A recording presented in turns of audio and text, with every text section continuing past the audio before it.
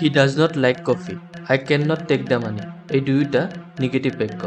Negative sentence কি, ইয়াক কেনেকৈ সহজে সলাব পাৰি আৰু কমন মিষ্টেকৰ পৰা আমি কেনেদৰে আঁতৰি থাকিব পাৰোঁ সেই বিষয়ে এই ভিডিঅ'টোত আলোচনা কৰিছোঁ। গতিকে ভিডিঅ'টো শেষলৈকে চাব আৰু ভাল পালে আনৰ লগত শ্বেয়াৰ কৰিব। A negative sentence tells us that something is not happening, does not exist, or is not true. সহজ ভাষাত ক'ব গ'লে নোহোৱা, নথকা অথবা অসত্য কথাৰ বিৱৰণ দিবলৈ আমি নিগেটিভ সেন্টেন্সৰ ব্যৱহাৰ কৰোঁ।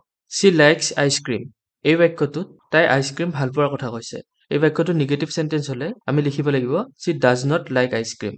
নিগেটিভ বাক্য এটাত সাধাৰণতে আমি not, never, no, nobody, nothing, nowhere এনেকুৱা ধৰণৰ শব্দ দেখিবলৈ পাওঁ। বাক্যটোত যদি অক্সিলাৰী বা মডেলছ থাকে তেনেহ'লে সেইবোৰৰ পিছত not যোগ কৰি আমি বাক্যটো নিগেটিভ কৰিব লাগে। উদাহৰণস্বৰূপে I am playing now. ইয়াত am টো অক্সিলাৰী ভাৰ্ব। গতিকে ইয়াত am ৰ পিছত not যোগ কৰিলে বাক্যটো নিগেটিভ হৈ যাব। তেনেদৰে he can go now. এই বাক্যটো নিগেটিভ কৰিলে হ'ব he can not go now. ইয়াত can ৰ পিছত not বহুৱালে বাক্যটো নিগেটিভ হৈ যাব। কিছুমান বাক্যত অক্সিলাৰী ভাৰ্ব বা মডেল নাথাকিবও পাৰে। তেনেকুৱা বাক্যবিলাকত আমি do ভাৰ্বৰ সহায় লৈ তাৰ পাছত not বহুৱাই বাক্যটো নিগেটিভ কৰিব লাগে। ছাবজেক্টটো যদি থাৰ্ড পাৰ্চন ছিংগুলাৰ নাম্বাৰ থাকে তেতিয়াহ'লে do ভাৰ্বটো does হ'ব। আকৌ বাক্যটো যদি past tenseত থাকে do ভাৰ্বটো did হ'ব। past tenseটো do ভাৰ্বৰ লগত ব্যৱহাৰ হ'ব। did লিখিলে তাৰ পিছৰ ভাৰ্বটো কিন্তু আমি প্ৰেজেন্ট টেন্সতে লিখিব লাগিব। I drive fast. এইটো এটা প্ৰেজেন্ট টেন্সৰ বাক্য। গতিকে ইয়াত I do not drive fast. I drive fast বাক্যটোত যিহেতু অক্সিলাৰী ভাৰ্ব বা মডেলছ একোৱেই নাই গতিকে প্ৰেজেন্ট টেন্সৰ বাক্য হোৱাৰ বাবে আমি do ব্যৱহাৰ কৰিম। do ভাৰ্বটো ছাবজেক্টৰ পিছতে ব্যৱহাৰ হ'ব। not আমি do ভাৰ্বৰ পিছত ব্যৱহাৰ কৰিব লাগিব। He goes to school on foot. এইটো এটা প্ৰেজেন্ট টেন্সৰে বাক্য কিন্তু ইয়াৰ ছাবজেক্টটো থাৰ্ড পাৰ্চন ছিংগুলাৰ নাম্বাৰ। গতিকে go ভাৰ্বটোৰ লগত es যোগ হৈছে। এই বাক্যটো নিগেটিভ কৰোঁতে আমি go ভাৰ্বটোৰ লগত es নিদি do ভাৰ্বৰ লগত es ব্যৱহাৰ কৰিব লাগিব। নিগেটিভ কৰিলে বাক্যটো হ'ব he does not go to school on foot.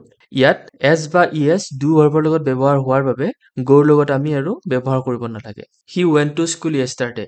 এই বাক্যটো past tenseৰ বাক্য।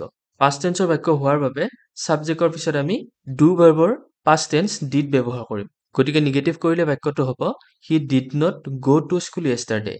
এই বাক্যটোতো আমি went লিখিব নালাগে। went ৰ সলনি go লিখিব লাগিব। ইয়াৰ কাৰণটো হৈছে past tenseটো আমি do ভাৰ্বৰ লগতে ব্যৱহাৰ কৰিছোঁ। আমি যদি he did not went to school yesterday লিখো সেইটো ভুল হ'ব। বাক্যটোত have verb auxiliary হিচাপে ব্যৱহাৰ হ'লে নাইবা possession হিচাপে বুজালে ইয়াৰ পাছত not যোগ কৰি নিগেটিভ কৰিব লাগে। উদাহৰণস্বৰূপে he has come to school today. এই বাক্যটো নিগেটিভ কৰিলে হ'ব he has not come to school today. ইয়াত have ভাৰ্বৰ পাছত not যোগ কৰাৰ লগে লগে বাক্যটো নিগেটিভ হ'ল। বাক্যটোত যদি appear, happen, seem, intend, wish, want, pray আদি ভাৰ্ব থাকে তেনেহ'লে আমি বাক্যটো দুই ধৰণে নিগেটিভ কৰিব পাৰোঁ। He wanted to become a doctor. এই বাক্যটো he did not want to become a doctor বা he wanted not to become a doctor এই দুই ধৰণে আমি নিগেটিভ কৰিব পাৰোঁ। দুয়োটা বাক্যকে শুদ্ধ বুলি ধৰা হ'ব। কেতিয়াবা নাউন, এডজেক্টিভ বা এডভাৰ্বত প্ৰিফিক্স আৰু ছাফিক্স যোগ কৰিও বাক্য এটা নিগেটিভ কৰা হয়। My son likes sweets. এই বাক্যটো my son dislikes sweets বুলি লিখিও নিগেটিভ কৰিব পাৰি। It is possible to please him. এই বাক্যটো it is impossible to please him বুলিও নিগেটিভ কৰিব পাৰি। ঠিক তেনেদৰে it is useful to advise him. এই বাক্যটো নিগেটিভ কৰিলে it is useless to advise him এনেদৰে লিখিব পাৰি। nor, none, nobody, never, no, nowhere, neither আদি শব্দই নিগেটিভ অৰ্থ প্ৰকাশ কৰে। এনেধৰণৰ শব্দ বাক্যত থাকিলে আমি বাক্যটো নিগেটিভ বাক্য বুলি বুজি পাম। Nobody has seen a ghost. Both the parties are bad. I shall join neither. কিছুমান নিগেটিভ বাক্যই এফাৰ্মেটিভ বাক্যটোৰ অৰ্থ সলনি নকৰে। উদাহৰণস্বৰূপে he is too weak to walk. এই বাক্যটো নিগেটিভ কৰিলে আমি so আৰু that ব্যৱহাৰ কৰি নিগেটিভ কৰিব লাগিব। এই বাক্যটো নিগেটিভ কৰিলে হ'ব he is so weak that he cannot walk. তেনেদৰে the bird is too young to fly. এই বাক্যটো নিগেটিভ কৰিলে হ'ব the bird is so young that it cannot fly. Superlative ডিগ্ৰীত থকা বাক্যক no other প্লাছ নাউন এই বাক্য গাঁথনিৰে পজিটিভ ডিগ্ৰীত প্ৰকাশ কৰি নিগেটিভ কৰিব পাৰি। উদাহৰণস্বৰূপে doctor Bhupen Hazarika is the best singer in Assam. এই বাক্যটো নিগেটিভ কৰিলে হ'ব no other singer in Assam is as good as doctor Bhupen Hazarika. চিৰসত্য বাক্যৰ ক্ষেত্ৰত অৰ্থ সলনি নোহোৱাকৈ নিগেটিভ কৰিব লাগে। উদাহৰণস্বৰূপে man is mortal। এই বাক্যটো নিগেটিভ কৰিলে হ'ব man is not immortal।